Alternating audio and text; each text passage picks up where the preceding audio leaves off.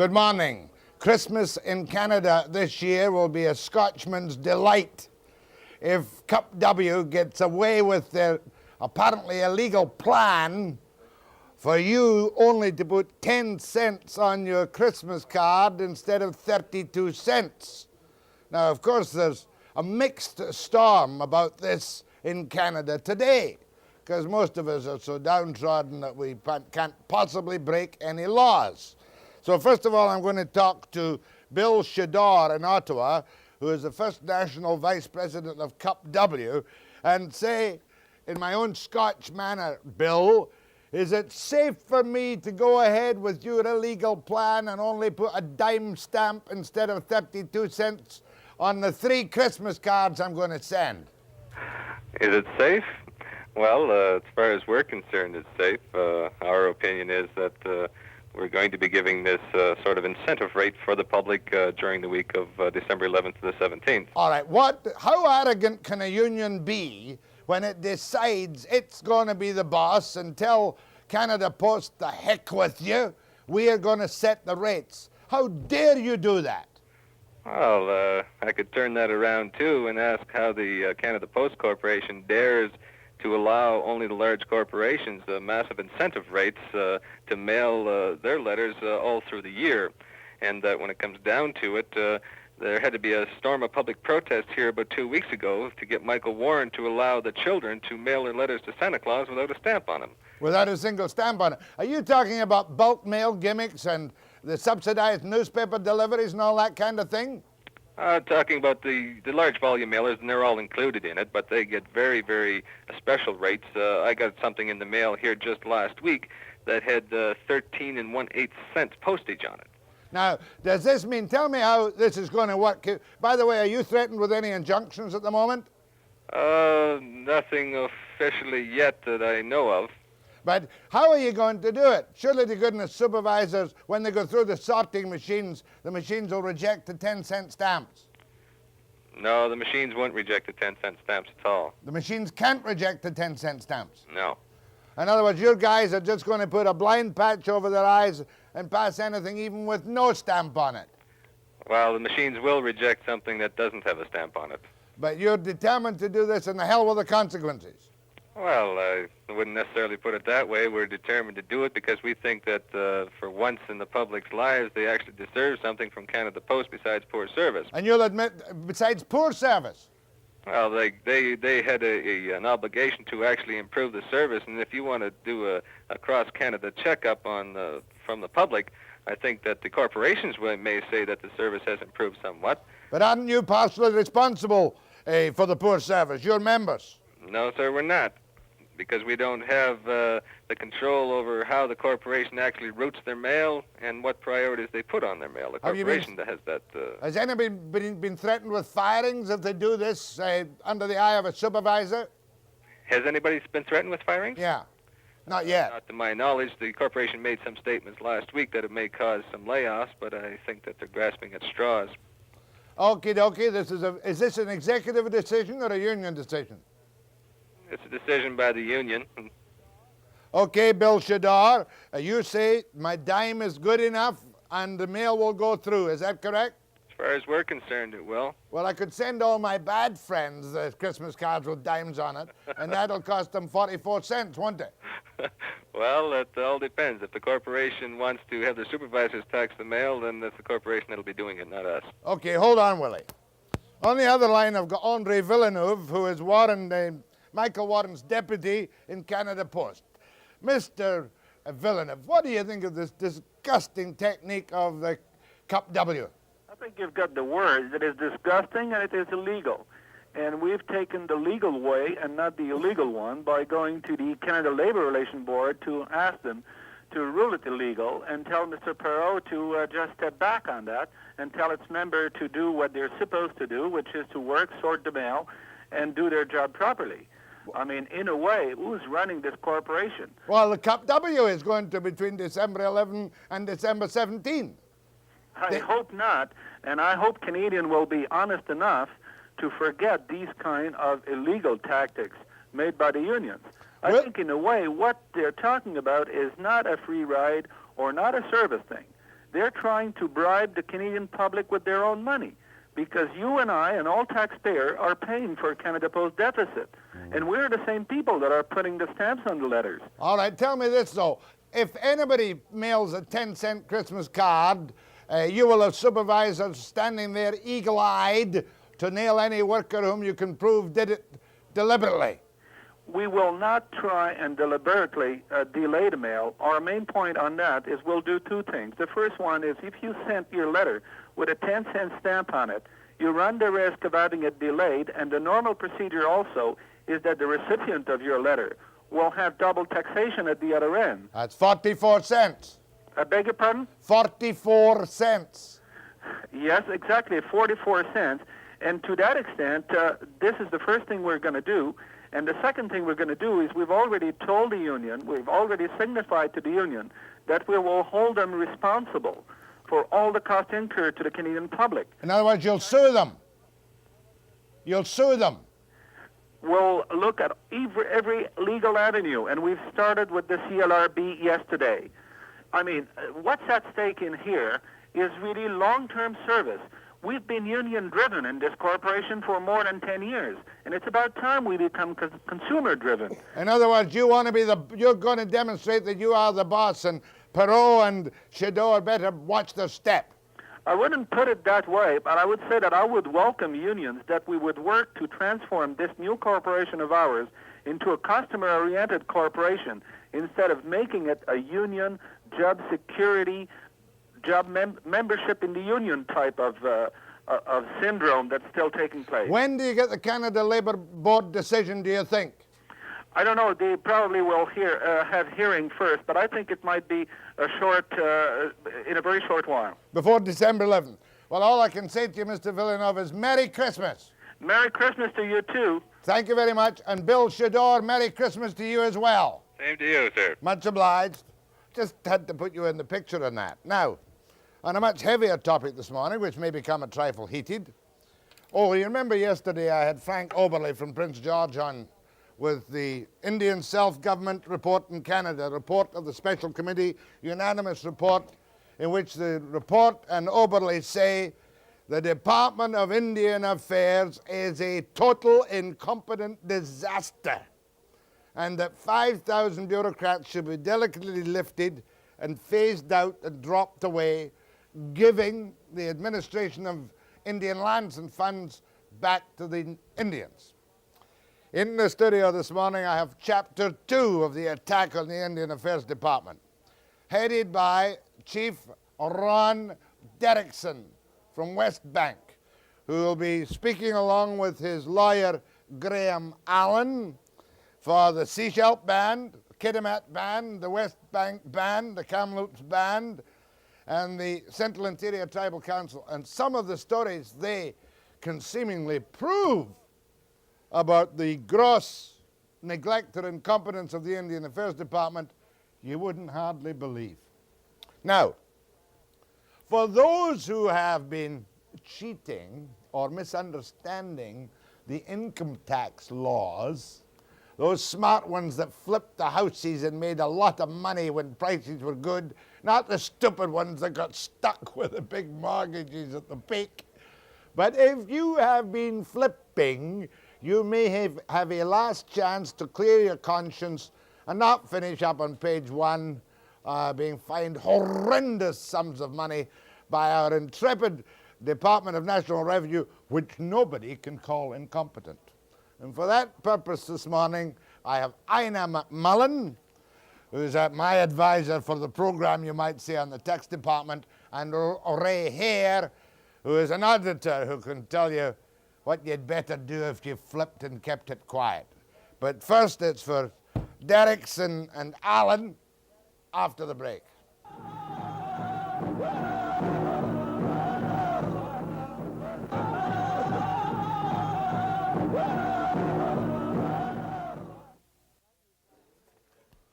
Let me try and set the stage for our report this morning from Messrs. Derrickson and Allen.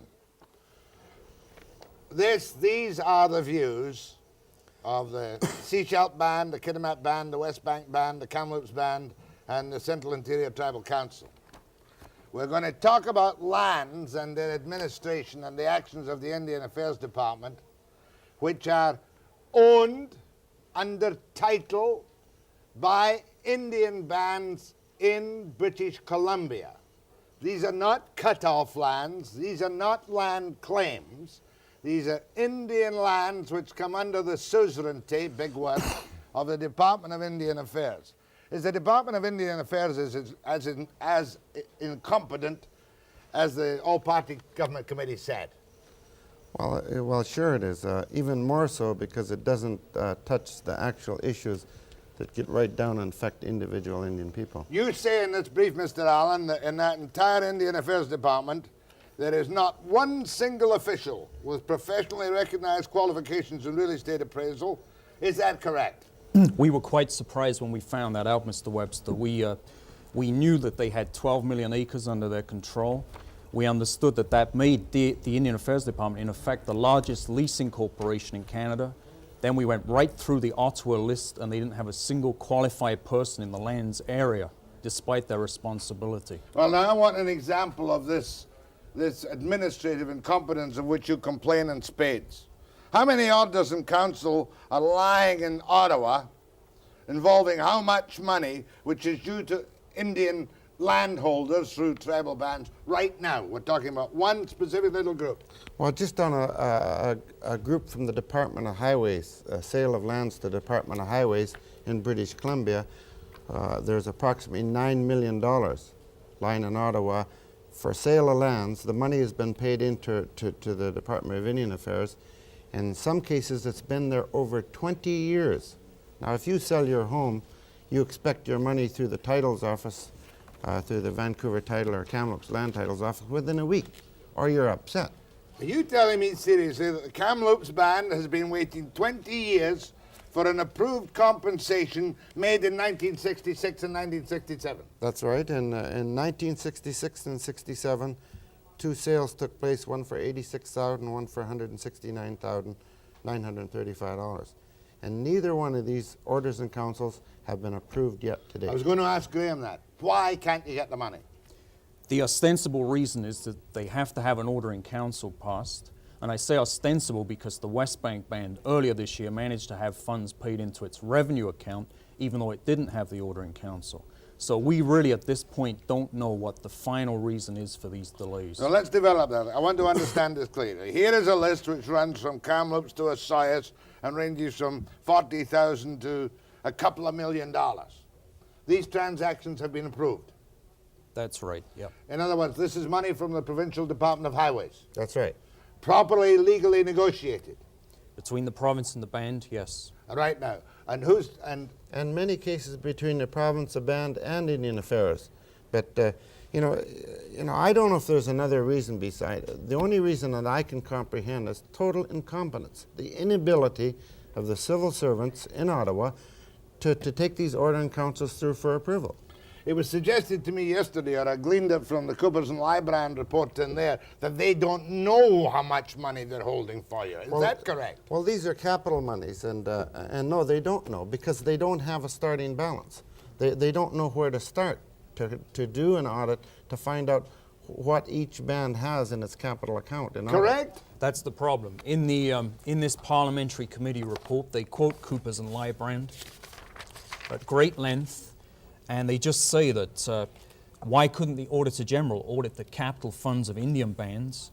And they submit that the basic reason why that's been unable to occur is not just the high cost of doing it, it's the fundamental question is beyond the competence of auditors as such, and that is to determine the opening balance in each trust account and an evaluation of the fair market value of each sale of land or resources leading to a deposit. They say they need historians to be able to calculate that, not financial people. Now, we're only talking about a tiddly little $9 million at this particular moment on these highways transactions. We're only looking at 10 or 12 different bands in British Columbia.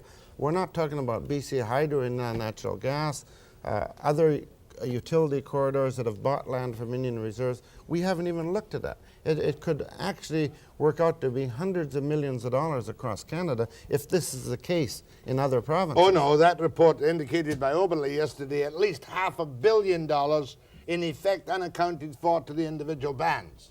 Yes, but don't get confused, Jack. What they're talking about in there are capital monies. We're talking here about revenue monies. You're talking about selling a piece of land. And getting the money into the band revenue account.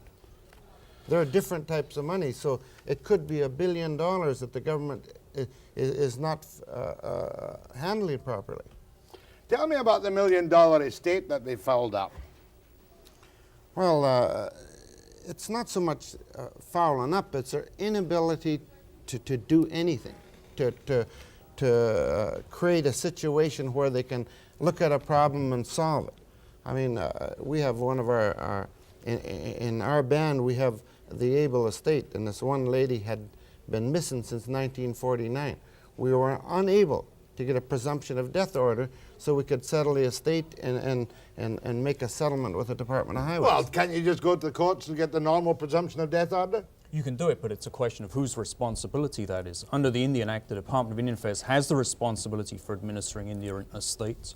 4 years ago, all their estates personnel gathered in Ottawa. They came up with recommendations that they should have a legal budget to get things like presumption of death orders. Nothing's happened in the intervening 4 years. So 4 years later, when Westbank gets stuck with it, the Westbank Band has to pay for that itself, despite the federal responsibility. Did you ever get that estate cleared up? Oh yes, it's been cleared up, but only because we had to hire 3 different lawyers to settle the estate.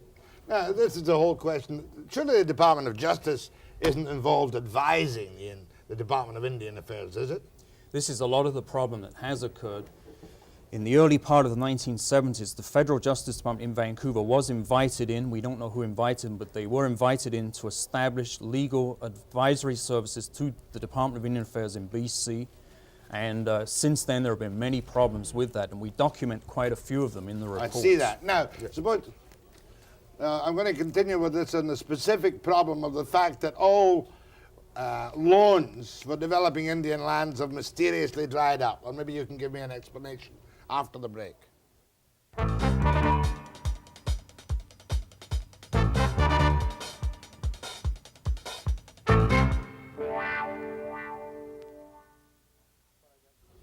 I have a strong suspicion before I got to this housing finance or this development finance that the Indian Affairs Department is still grossly embarrassed by the Shaughnessy caper. I think that explains a lot Give of... me a small summary on the Shaughnessy caper. Okay, and I think that does explain a lot of the problems we have. In 1975, the Musqueam Indians, very briefly, filed a suit alleging Her Majesty was in breach of trust in leasing 160 acres of their reserve in the city of Vancouver to the Shaughnessy Golf Club. They won $10 million at trial. That was overturned by the Court of Appeal, and we're now awaiting the Supreme Court of Canada decision. If the decision says that Her Majesty is the trustee and can be sued legally, they are seeing the possibility of a huge number of lawsuits being brought by Indian bands, especially in British Columbia, and they're extremely nervous about that. Now, what was wrong with that particular lease negotiated by the Shaughnessy Golf Club with the Indian band at the time? Surely that was a proper amount at the time, considering the economic circumstances. It would have been proper if it had been indeed negotiated with the Indian band, but it wasn't. It was negotiated with an official of the Department of Indian Affairs who chose to approve a lease without the consent of the band. Ah, that was the hole in it. That was the hole in it. And they're still waiting for the $10 million. Well, they're waiting to see what the Supreme Court of Canada will do with it. Now, before I get down to the rest of it, let's talk about the Westbank Band for a minute. Would you call that the wealthiest band for its size in Canada? Some people would. I don't know. Would you call it the wealthiest one? I mean, be proud of your achievements. Don't be shy. Well, we've done very well in our band. I can't compare it to other bands because I don't have their statement. Well, how come with all this incompetence thrust at the Ottawa department, the 5,000 bureaucrats, that you did so well? How come you kind of, quote, beat the system? Well, I think that's probably why I'm investigated almost continuously. You know, since I've been chief, there's been 17 investigations. In fact, there's one ongoing right now. Because of the fact that we do get around the system, we don't say can't. We want to do something. We want economic control of our lives, and we're going to get it. And you've managed to achieve that in your particular band, have you not? That's right, we have. But tell me this. I do think there's one thing, if I could just add. A lot of the problem is that in the mid-70s, it was easier for bands to make progress in controlling their lands. in the last few years, the moves have been towards more repressive policies coming out of Ottawa, and it's making it much more difficult. Well, tell me the Seychelles story. Did they not get some advantages which can't be obtained by other bands? Yep, that's a very good example indeed. The Seychelles in the mid-70s negotiated with 4 ministers of Indian Affairs were actually involved to get complete control of their own lands. They were finally successful in 1978, and they're still the only band in Canada that has that kind of legal control. But bands like Westbank, Musqueam, Kamloops, who have tried to get equivalent powers, have been denied them. And the department has never given proper reasons for denying those other bands. How come they can give them to Seychelles and not give them to the others? I'd like to ask the Minister of Indian Affairs that. Well, he wouldn't appear on the programme this week. He nipped through to the west coast of Vancouver. Because of fear. They're scared. Why should they be scared? Because of the Musqueam case, because of the political situation, because the whole overall Indian situation in this country has become apathetic. I mean, the Indians have to break away. You know, I think this report doesn't go far enough. I think it should be thrown out immediately.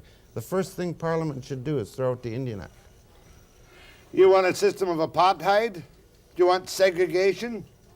No, I don't want segregation. I mean, I even get a little bit annoyed myself if there's nobody watching about the cut-off lands of West Vancouver where we've got to release our pitch and putt if they'll release it at a reasonable rate. You understand the white man, the non-Indian, ain't exactly generous in his attitude. He wants to see fairness, but he ain't exactly generous. As I told one of your friends, we ain't going to give you back Stanley Park.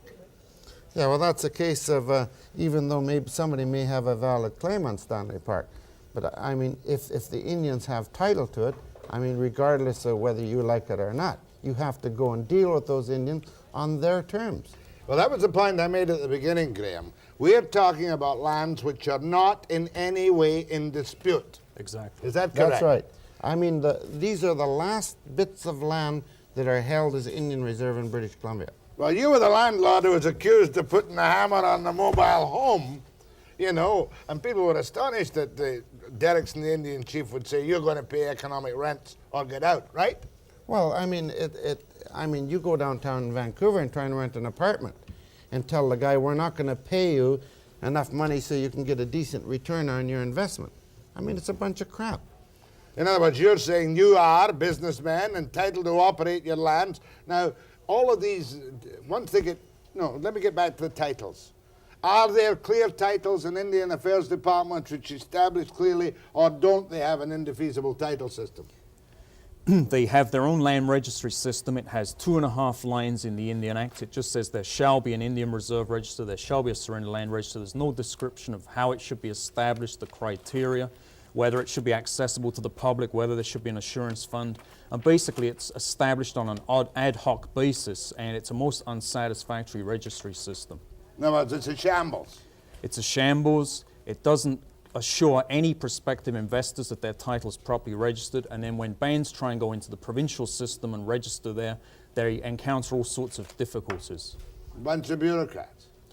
Exactly. What kind of bureaucrats? The ones in Ottawa that we describe in this report certainly are a very negative group of people. Is it easy for Indian bands in British Columbia to go to the FDB and get financing for reserves? Not anymore, it isn't, Jack. You cannot get a dime. No Indian band can get a dime off the Federal Business Development Bank.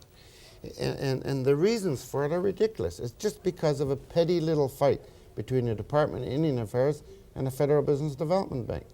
I mean, somebody stated they can't seize the land, and they can't. But they've had loans for years now, and they can seize the leasehold interest.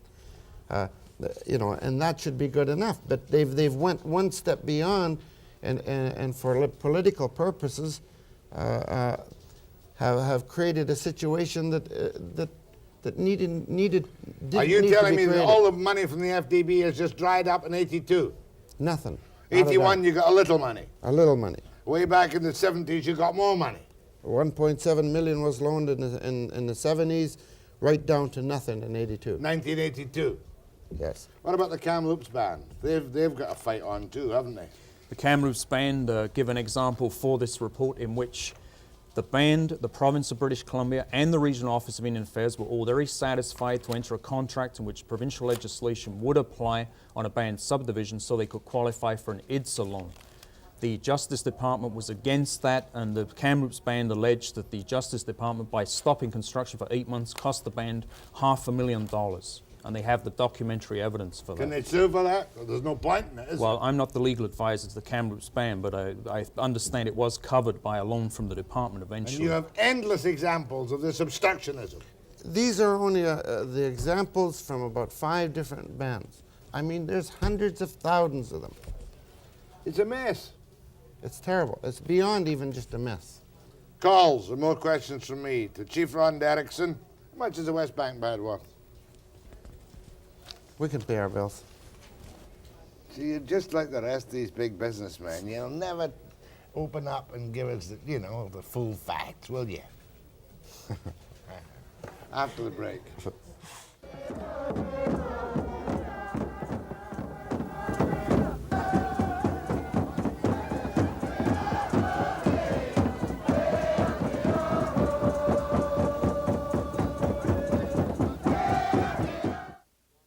When I read your brief, where has this brief gone, by the way? Who gets this? It's gone to just about everybody we can think of who's in any position, most of the chiefs in British Columbia, most of the parliamentarians. I get the and so forth. feeling that you're aiming just as sharply at the Department of Justice as you are at Indian Affairs, that you don't expect much from Indian Affairs anyway. In many ways we are. There's a quote here about the Department of Justice that's very apposite, and it was the Assistant Deputy Minister of Indian Affairs in 1972 stated the problem very briefly. The Indian Affairs Department's responsibility is to service the needs of the Indian people, whereas Justice is responsible for saving harmless the Crown. Therefore, conflicts of interest are possible. And this is an Assistant Deputy Minister of Indian Affairs speaking, and he hit it absolutely perfectly there. Indian Affairs Department does try to service Indian people. We submit that they don't do a good job, but that is their mandate, whereas the Justice Department has a legal responsibility to defend the interests of Her Majesty. To make sure nothing gets given away at any time that shouldn't be given away, I suppose. That's right. Indians in British Columbia or in Canada are ruled, basically, by opinions, Justice Department opinions that we can't see and challenge. I mean, we have about 0.1% law that we're ruled by, and 99 9/10 Justice Department opinions. And that's the shame of it all. I suppose you want to lease something on your land, perhaps a band that's not quite as efficiently led as Westbank is, wants to do some kind of lease development. What kind of hassles will they get into? Well, number one, they have to enter into a surrender. And as in one case, the band voted, the majority voted for the surrender of that land so they could lease it. And the Department of Indian Affairs changed the terms of the surrender and then approved it without notifying the band. Oh, that's impossible. It's true. It's Was documented. that the Seashell case? That was the Seashell one, and we should just mention that no band can lease its own land unless it first surrenders that land to the federal crown. They must go through that procedure. And the only protection they have, which was acknowledged before the Supreme Court of Canada this year by the Federal Justice Department, the only protection is the band can put conditions on the surrender.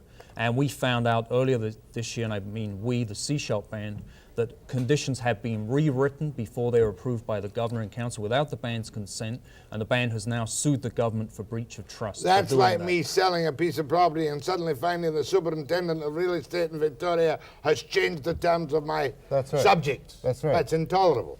I know. Wow. It should be a crime. I don't even know if it is, but it should be. You know, I'd send somebody to jail for doing that kind That's of thing. right. That's what you would like to see. That's what I'd like to see. Well, it's tough, but then let me give you the snotty non-Indian question. Are these bands who do all these monies competent to deal with their own affairs? Or is it only some of the real good bands with really active, aggressive leadership that are competent to do it? Well, I have to admit that some bands aren't competent to handle their own affairs. But where are they going to learn, Jack? Where are they going to start? Unless somebody starts handing over the authorities, they'll never learn. They'll always be attached to the public purse, to the tax dollar. And then the apathy will get worse and worse. The cost of running Indian affairs will get higher and higher, as it has. History proves it. You would say, wipe it out tomorrow, Give the Indians the money if they can find out how much money they're owed. Don't wait for tomorrow. Do it today. Today. I mean, tomorrow's too long. And let the bands do whatever the hell they like, because they're not subject to any zoning or provincial regulation, are they, on their lands? That's right. That's another problem. Not And subject. the Indians are not subject to provincial zoning on their yes. lands, but that leads to another area in which the Department of Indian Affairs has been very neglectful. Nobody can control the zoning of lands once they're surrendered for leasing.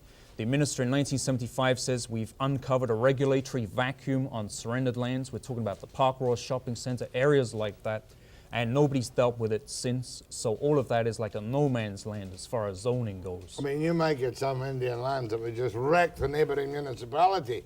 Yeah, but you take a band like Westbank, we've been putting through zoning bylaws to cover that area. You just copy the Kelowna ones or the Westbank Well, ones. we use what's there and available. We've used some of Delta's. We've used the best there is. All right, I'll put this question to you backwards.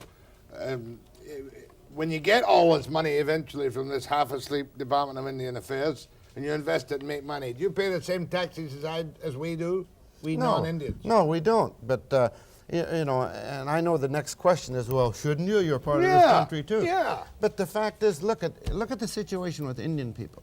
People who make that statement don't know what goes on the reserves. You look, all the water's been tied up and licensed by the province.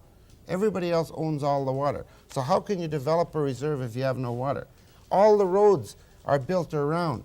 And even on the borders of the reserve, there's roads going down or a development along there so you can't even get out. I mean, we got to catch up. You know, it's maybe not so bad for Westbank, but there's bands out there that are poverty-stricken. They need a chance. But you don't pay any direct taxes to the federal government on income from reserves. No, we don't pay any taxes from our personal income, but we pay taxes like for cigarettes and liquor and purchase of consumer goods. Can I become your grandpa? Sure. Hope Margaret's not watching. Questions to these two outspoken gentlemen after the break.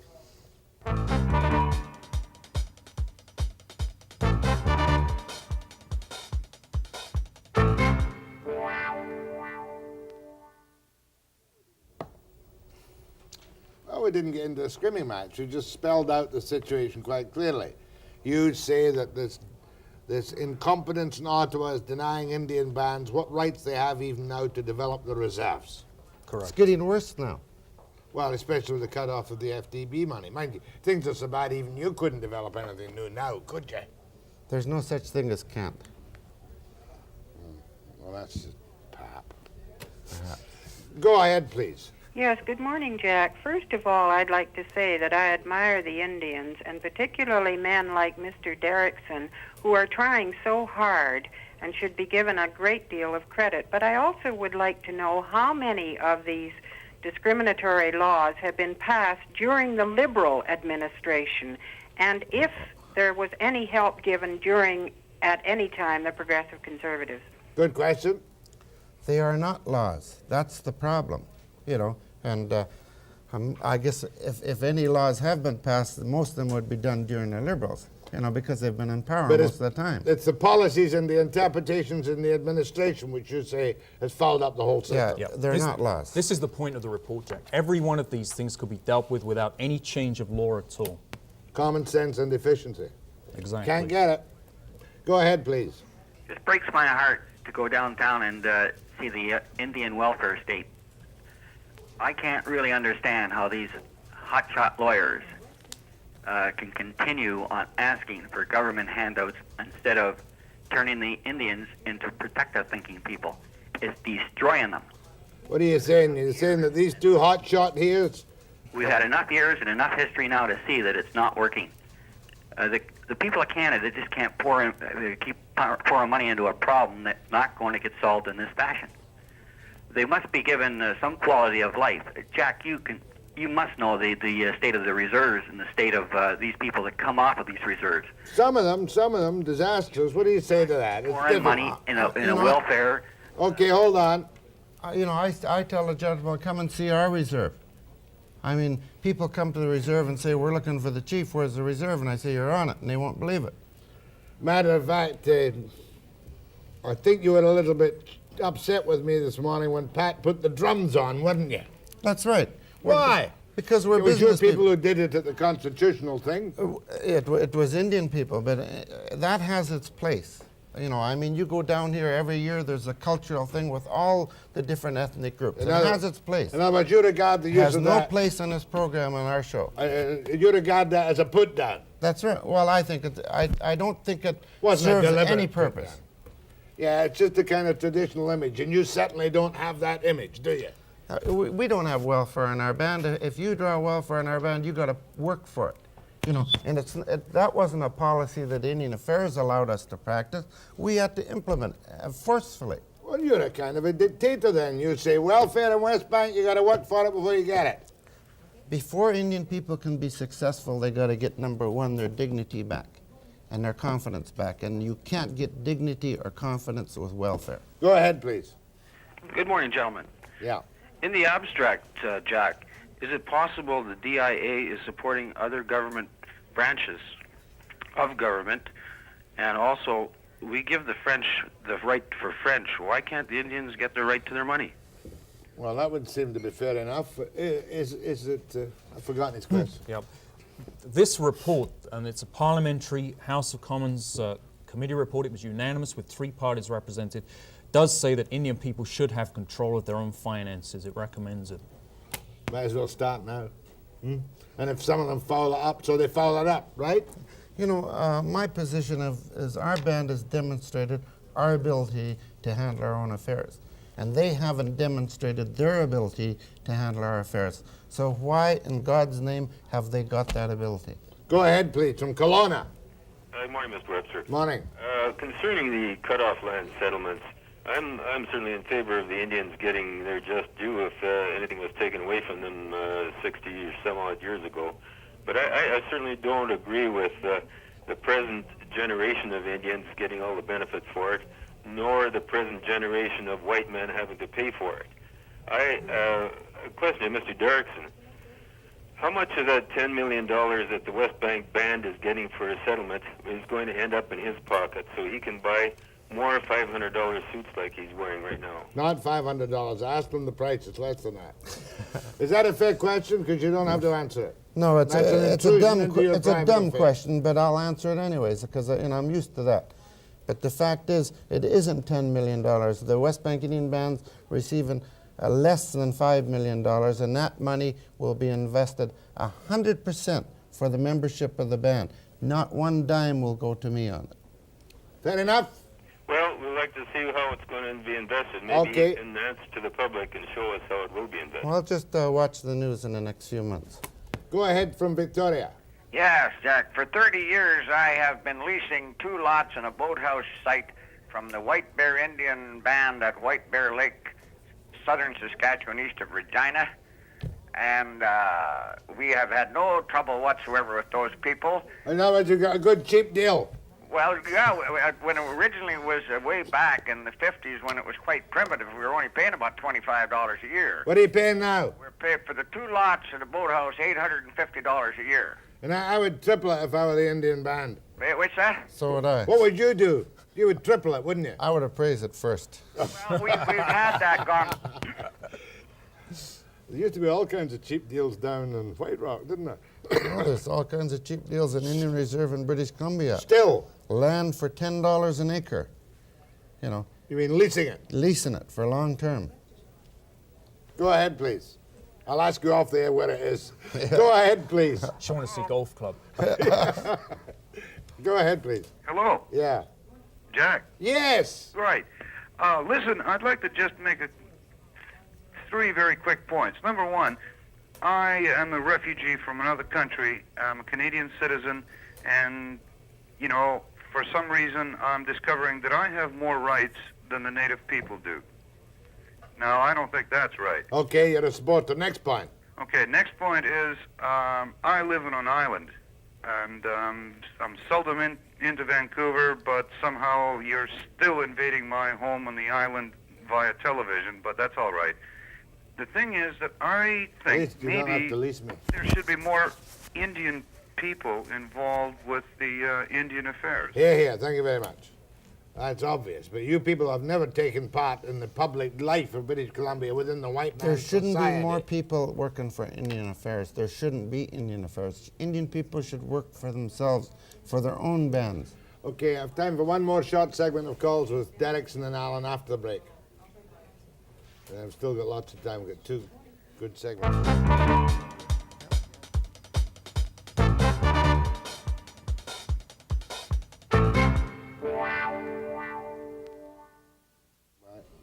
Right. So really, you timed this obviously very craftily as an information exercise after the release of the Department of Indian Affairs. That's right. Report. This is basically so that the Indian Affairs Department can allow some movement of Indian development immediately. It takes off from the recommendations What of do this you report. expect to get from John Monroe? Be honest. What do you expect to get from Monroe? Immediately, nothing. Nothing. Or ever. How many Indian Affairs ministers have you had in Ottawa? Oh, Chrétien, Warren Allman, Buchanan, Faulkner, Epp, Monroe. yes. And Monroe's made the rounds of everything, hasn't he? Where am I going? Go ahead, please. Good morning, Mr. Webster. I wonder if your guests could tell us about the Indian chief up country that forbid alcohol on the reservation and posted guards at the gate to make sure... No, thank you, ma'am. I'm not going into that this morning. Go ahead, please. Hello, Mr. Derrickson. Chief Derrickson to you. Derrickson, I believe that there are a lot of Native people watching this program here today. Has BC ever been surrendered to the provincial government? By the Indian people? By the Indian people, yes. No, never. Okay, Don't let's get into that stupid hassle, but let's make it clear that we are dealing with lands to which Indians have right. title. Mr. Webster, I haven't finished yet.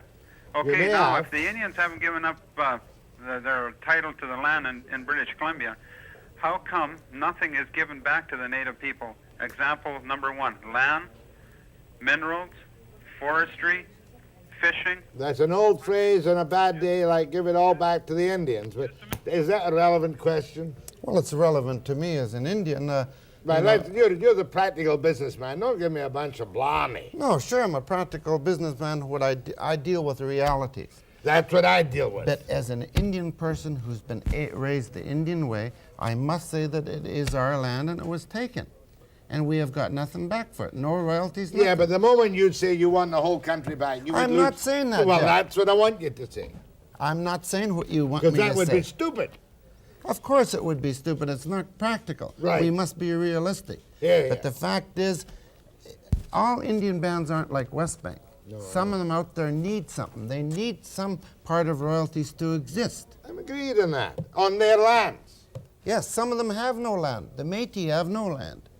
What The right Inuit. does the Métis any more to land than me? I might be part Métis for all I know. Lots of Scotchmen were out here in the early days. Well, I won't get into what the Scotchman did for the Indian. That's funny. Sure, it's funny. Wish we had a Human Rights Commission. Yeah, I'd I sue guess. you. Go ahead, please. Where are you? Mr. Webster, Yes. can you still hear me? That's not the same guy, is it? Yeah, Oh, sorry. I'm sorry. I meant to cut you off. Westbank to Chief Derrickson. Yes, good morning, Mr. Webster. I would like to ask Chief Derrickson, what happens to this $5 million and how many Westbank Indians are on welfare? I live in Westbank and I have yet to see an Indian whose name isn't Derrickson, who is well-dressed and well-fed as Mr. Derrickson is. I'll hang up and listen to his answer. Don't hang up. That's a nasty question. Well, number one, there's only 227 men, women, and children in our reserve, and they're not all Derricksons, I can tell you that. And I can tell you they're well-dressed. If that lady would care to come over to the band, I'll give her a tour of the reserve, and she can see what we've done. And there's very few of our band members on welfare. Campbell River, go ahead, please. Yes, hello. I'm a young 23-year-old Native girl, and I just want to say that I'm living off reserve, and the life that I lived on the reserve has been very hard. And I find that I would like the people to know that we have to be together on this, because this is the only world we're ever going to live on. And as far as I'm concerned, I believe the people should love each other more than really trying to push each other away, because I've had lots of people telling me how woe is me is, but I'm not woe. It's because I'm struggling to live my day today, and I'm making a better life of it because I've got the will, and I hope a lot more people feel that way instead of bringing war into this world. Thank you, ma'am. Well, we'll leave it on that kind of positive note. So what you've told me is you've buttressed the incompetence, the confusion, the lack of sane policies, and the stupidities of the Department of Indian Affairs. That's right. And you want action now? Well, we have to have action now. I think the patience of Indian people, the progressive Indian bands in British Columbia has run out completely. And you want to throw 5,000 poor bureaucrats in Ottawa and across the country onto the welfare rolls instead? Well, maybe they should taste what it's like. My thanks to you, Graham Allen, to you, Chief Derrickson. We'll be in touch in the new year because you're obviously going to be on the prod as ever. Still got the Chief D license plate? Didn't we show it this morning? No. Good. We didn't. We went for drums, remember? Oh, yes. Next, the tax persons after the break.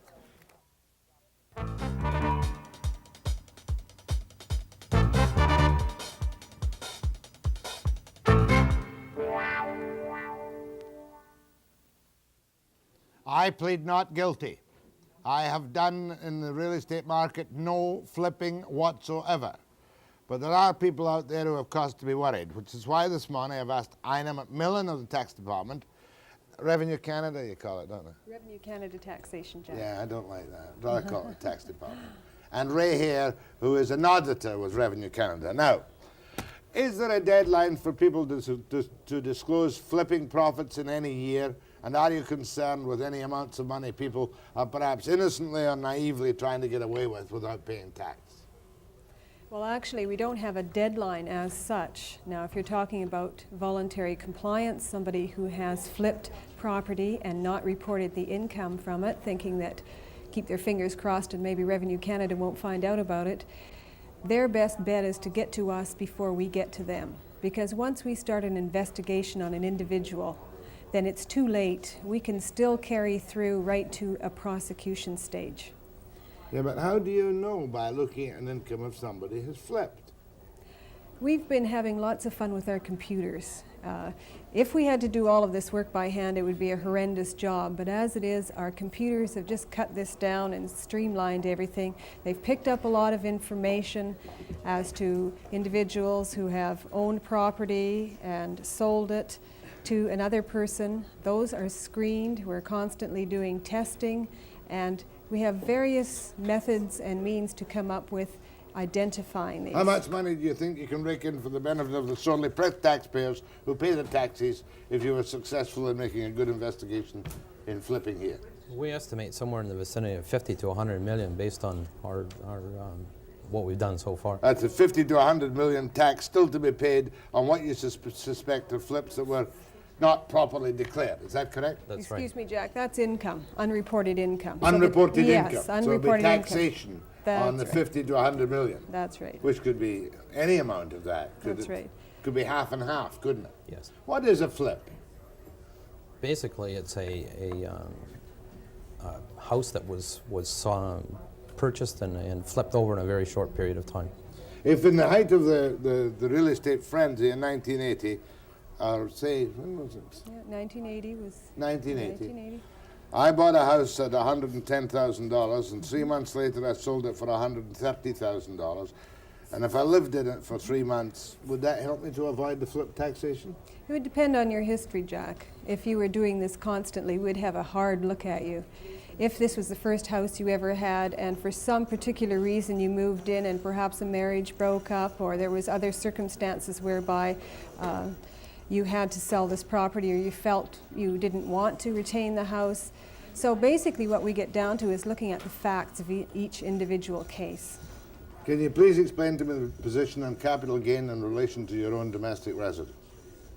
Normally, a principal residence does not attract any capital gain. There's no tax to pay.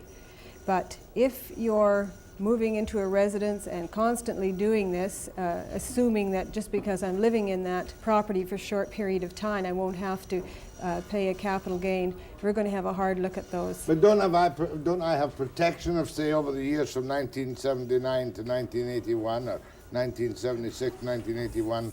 I lived in that house for a period of at least a year. Does that not protect me? Yes. That protects me to some point if it's my principal residence, does it not? To some point, yes. Again, it would be your history. Are In you other doing words, this every year? You might look at me and say, okay, Webster, you smart aleck. You are, in fact, running a real estate business, and we're going to tax that as income and not as capital gain. That's a possibility, Jack. Are the two, there used to be two principal residences allowed, the cottage and the house. Is that still in vogue? No, in November 1981, they changed the legislation on this. In the old days, a husband and wife could have one each, and now they've come up with new legislation that allows only one unit per family unit. 1 unit per family. Right.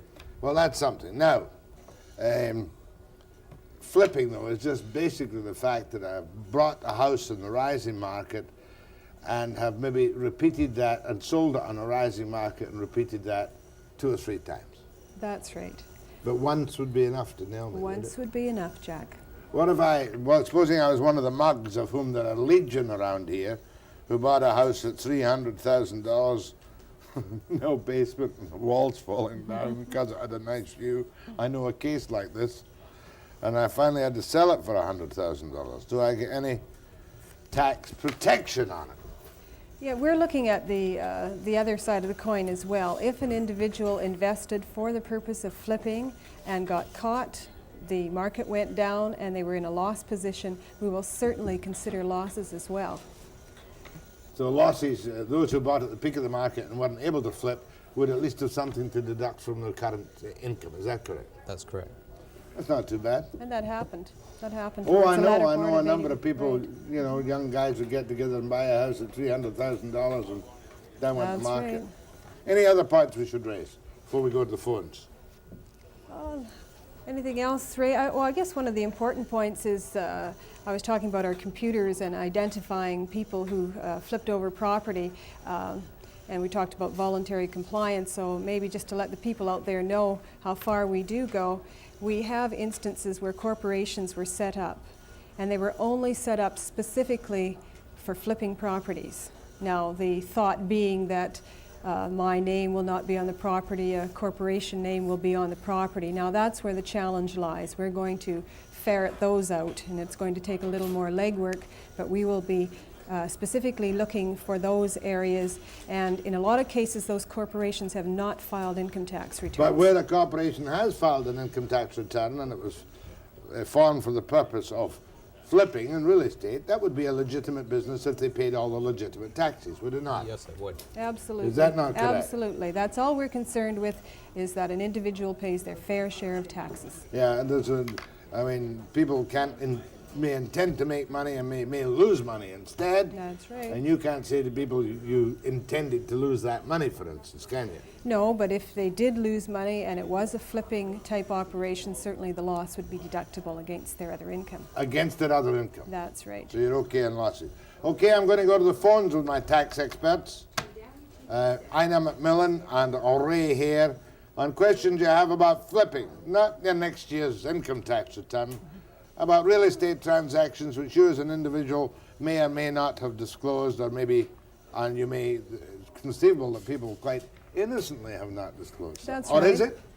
Well, I would say that more than not disclosed, period, some people would consider that it was a capital gain and report the income as a capital gain, in which case they're only going to pay tax on 50%, whereas the tax department views it as income and taxable. What's the difference? 50% in capital gain?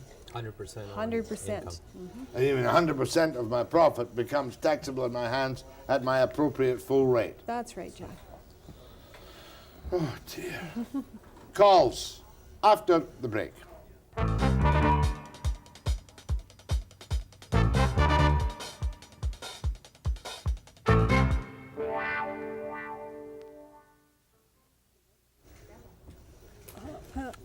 have to go to this. Go ahead, please. I'm laughing about something stupid that happened off air. Go ahead, please. Hello? Yep. I have a question for Mr. Hare. 10 years ago, I sold a business in which capital gain was involved. Payments were made over 5 years, and the capital gain was paid each year. 2 years after it was all cleared, I was reassessed, and payment was made within a week. It was under protest. 3 years have gone by, and I can't even get a letter out of Revenue Canada as to why we don't even get a hearing. Well, you're not on flipping, are you? But you've got a concern. I have a concern that's been going on for 3 years. Do you have an accountant? I have an accountant, and he can't get anything out of Revenue Canada. Shall we take his number off the air? That's right, Jack. Well, I'll take it right now myself. What is your number? Uh-huh. And your name? Okay, done. Thank you. Bye. That's the best we can do for him, isn't it? Certainly don't want to get into that on the air. Go ahead, please. Thanks. Hello? Yeah. Jack? Yes? I was retired from my job at the end of July, and I've been paying by installment on my income tax. Have you got a flipping question? No, I haven't. It's just a letter I got. Hold on a second, please. I'm going to find a flipping question if it kills me. Hold on, please. Have you a question about flipping? Well, I've owned the property for 37 years, 4 lots. Am I going to be taxable, or will it be allowed as my residence? A house with 4 lots on it. I've lived on it for 37 years. A house with 1 lot and 3 other lots. Well, a house sits on 2, and there are 2 vacant lots, but I've lived on them for 37 years. And you just sold them? No, I'm contemplating selling them. If he sells them, what will attract the capital gain? 1 acre will be treated as a principal residence. 1 acre of your land will be treated as a principal residence with our house. The rest will be taxed as? A capital gain. As a capital gain. So that's not too bad. Well, that was almost on the point. That's See, none right. of the Webster people cheat on income tax, Oh, that's good. That's good. as far as I know. Go ahead, please. Yes, if an individual or a partnership of individuals has 4 different properties, they sold one after owning it for 3 or 4 months in order to possibly purchase other property. Is it a possibility of that one piece of property in that group to be taxed as income rather than capital gains? Yes, that would be possible. Well, we'd have to look at the full details behind the purchase of the 4. Of the 4 properties. Right. I see. So really that one individual piece could be looked at it from a completely separate point of view, even though, say, like other properties would have been held for 3 years or 4 years involved with that same partnership. Well, Right, we have to look at a lot of the facts, Jack. It depends on the intention when you bought the property, how soon did you put it up for resale, all those various factors, right, Ray? No, you behave as mind readers. That's right. And your reading is taken as correct. Well, most of the time we are, aren't we? We try hard. But if that was to flip 4 properties, that would be taxable in all possibilities. Good All possibility. right, what does one do in one's tax department? Does one put it in as a potential capital gain and let you catch it? I mean, that's honest. If it's my intent is that it's a capital gain and I fill in my form to that effect, I'm not cheating you, am I? Well, you don't really want to do that, Jack, because if you put it in as a capital gain and we decide a couple of years down the road that it's really income, we're going to reassess you, and you're going to have to pay not only the additional tax, but interest from way back when you should have paid the tax. So you're attracting a lot of interest doing it that way. Yeah, so it's but, better to consult But if I with us. legitimately believe, I mean, if it's a family residence, that's easy enough, isn't it? That's right. That I put That's in as a right. capital gain. If it's got any tint of a commercial transaction, you say you can't do it that way. They should really get in touch with the tax office if they're unsure. Ask you people. Statute That's of right. limitations also on going back so many years over. Do you have a statute of limitations? Yes, it's 4 years, provided there isn't any Criminal intent. fraud or anything along And those if lines. there's fraud, they can go back how far? Back 20 years or Forever. forever. Nothing but good news this morning. Go ahead, please. Yes, my husband and myself owned a property for about 18 months in Alberta, and we made a profit on it, and we decided to buy another property in the January. Come the March, the company my husband worked for, went into bankruptcy, and we had to sell the property. He was offered a job here in BC. But the thing I'm really concerned about is the fact that we sold it at about $40,000 less than what we paid for it, and I had approached Revenue Canada about the losses concerned having the property such a short period of time. We bought it to live in, not to turn over quickly, and they informed me that there was no way that they consider any form of loss or recompense whatsoever. If it was a principal residence, you were saying that you bought the property to live in it as your principal residence. There would not be any deduction for the loss on the property, and the reason being is we would not tax you if you had made a profit on that property. Oh, so you got It's a principal residence is separate from buying a piece of If property. I lose money on my principal residence, I can't deduct it. That's right, If I Jack. make money, it's tax-free on my principal That's residence. right. Okay, ma'am. Wrong one. Fruitville, go ahead, please. Yes, I have a piece of property, and if I sold it for, say, $100,000 this year and bought something else of the same value, another piece of property, would I still have to pay full tax on that? Well, you're talking about a piece of commercial property? Pardon? You're not talking about your residence. No, no. You buy a piece of property and... I have a piece of property, and if I sold that, say, in 1984, and bought another piece in 1984, could I deduct that from my income tax? The second property? Yes. No, you would have to treat the $100,000 sale as one separate I would have to pay full tax on that. Well, I think he's being confused perhaps with some American tax laws where you can roll things over. That's what he's thinking of the as a same year. rollover, right? But you can't roll over income, can you? No, there's only some provisions for rollover with respect to businesses, isn't there, Ray? If you sell one business and buy a similar business, then there are special tax But when it rules. comes to property? Not with a property, no. Go ahead, please. Yes, good morning, Jack. Morning. I'd like to ask a question about, okay, I just bought a house this year, right? And the mortgage and everything's pretty high, and I could buy a house next year after I lived in this 1 year, and I was wondering, do I get charged for capital gain or what? Not normally. Now, you're saying you've just purchased a house, you're going to live in it for a year, and you're going to purchase another house perhaps. We would not tax you, but if you make a habit of doing this, every year you're buying a new property and you're making money as you go along, we would have a hard look at that. That becomes income. Go ahead, from Creston. Good morning, Jack. Morning.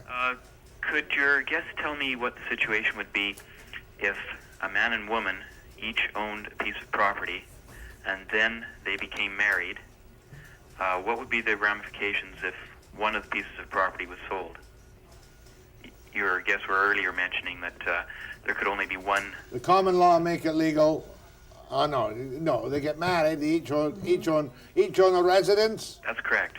They each own a principal residence. And then they sell one. And then they get married, and then they sell one. If it's prior to, I believe the date is November the 12th, 1981, when that property was purchased, as in the husband had one, the wife had one, there wouldn't appear to be any ramifications to it, i.e. we would go with the old law. If it occurred in 1982... You get that? Even though, okay, let's say they each bought a piece of property after 1981, and then, let's say in 1984, they got married, they would, and decided to sell one, then they would still suffer the consequences of having one family? If you had the properties before you were married, and each of those properties were both your principal residences. Where the principal residences separately. Right, separate principal residences. You would not have a problem if you sold the year that you married. Once you become married, if you hang on to those properties, you're going to be into a situation where we only allow one principal residence per family. So probably, now I would have to verify this little technicality. It would either be from the date of marriage or from the budget date. I would presume it would probably be from the date of marriage until you disposed of one of the properties. If that property increased in value during that short period, then you may be looking at a capital gain. Go ahead, please. Yes, could you give me a brief description of the difference between capital gains and income on a flip-over deal? Yes, with a capital gain, it's something that you keep as a long-term investment. Sometimes an individual has a property for 20 years or 22 years, which means they may have been holding it for retirement, they change their mind and they dispose of it. When we talk about a capital gain, that means that we're going to tax you on 50% of the profit that you make when you sell that property.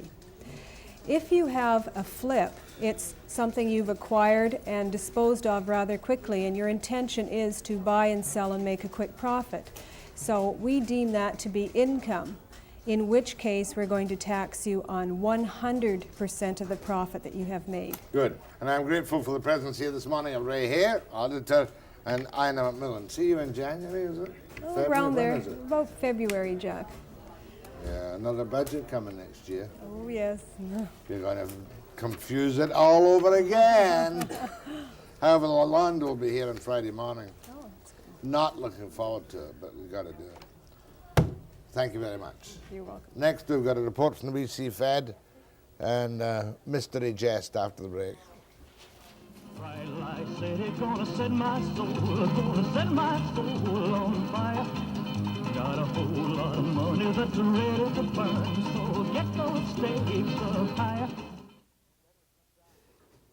The other day in the East, Dennis McDermott, who is the top man in the Canadian Labour Congress, made it clear that the Congress policy, as far as the split with the Building Trades Council in the East, is to carry on with a rating policy. That caused considerable concern to the Building Trades Council people who are fraternal delegates to the BC Federation of Labour Convention in Vancouver today. And plans were afoot to perhaps embarrass or to make Mr. McDermott uncomfortable by producing a large number of people in the hall with big signs saying no rating. Mr. McDermott got word of it, I think, and just for the record this morning, to show you we can cover from downtown to here in less time than it takes to tell, here's how McDermott explained the rating policy to the delegates of the BC Fed. That our timing is bloody awful. I'm coming back from a Commonwealth Trade Union conference in New Delhi, held coincidentally with the Commonwealth Ministers Conference. I dictated that bloody letter over a month ago, and I read about it in the Globe and Mail on my way in from Hawaii here to the BC Fed to make a unity speech. Now, I don't know if that's media mischief or what it is. I simply say to you, if it's offensive to you, I apologize. It certainly was not meant, is not meant, has no application to BC. If the building trades elsewhere and the other components of the CFML had the same kind of trade union commitment that the building trades have in this province, there wouldn't be any need to call for unity. There wouldn't be any bloody CFML either to begin with. I'll be interviewing Mr. McDermott later today, probably for use tomorrow. In my studio now, however, is Diane Dupuy of Famous People Players, Blacklight Magic. A couple of years ago, I did a show with them and for them in the Queen Elizabeth Theatre with the Vancouver Symphony. Who are the Famous People Players, Diane Dupuy? Famous People Players are a professional theatre troupe that are internationally acclaimed, and the majority of the performers that are in it are mentally handicapped and people who are now overcome their handicaps and are living a normal life. And you're back with another performance, as if people watching this program didn't know, in Vancouver when? Tonight, 5:30 and 8:30. Where? At the Queen Elizabeth Theatre. How much are the tickets? $8, $5, and $4. $4, right. See, I know more than you do. Who's doing the narration at the 8:30 p.m. program at the Queen Elizabeth Theatre?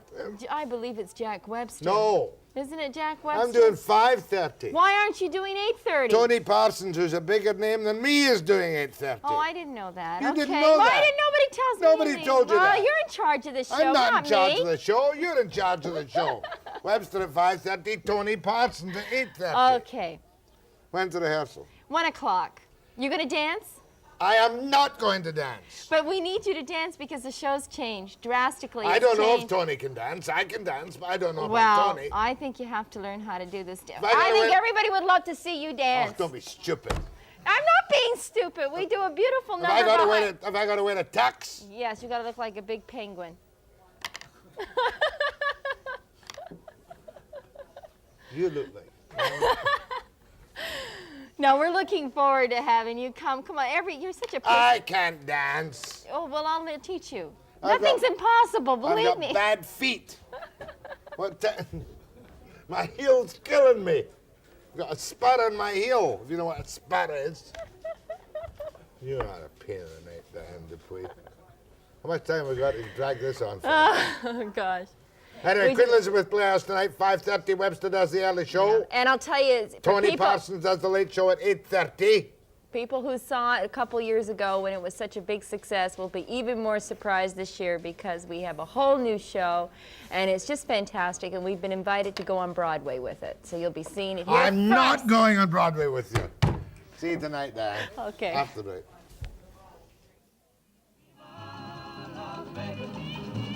How I wish that there were more than 24 hours in the day. Even if there were... I'm interviewing Dennis McDermott at CLC very shortly for tomorrow. Don McPherson, the pay TV, is going to come and tell us why it's flopping or seems to be in serious trouble. I haven't got pay TV. Who needs it? As long as you got Webster, who needs pay TV? What else? How much time? 10 seconds? Yeah, I'll be back tomorrow at 9 a.m. precisely. And the one band is crashing, all those hopes down the drain. Fever, Las Vegas turning day into nighttime, turning night into daytime. If you see it once, you'll never be the same again.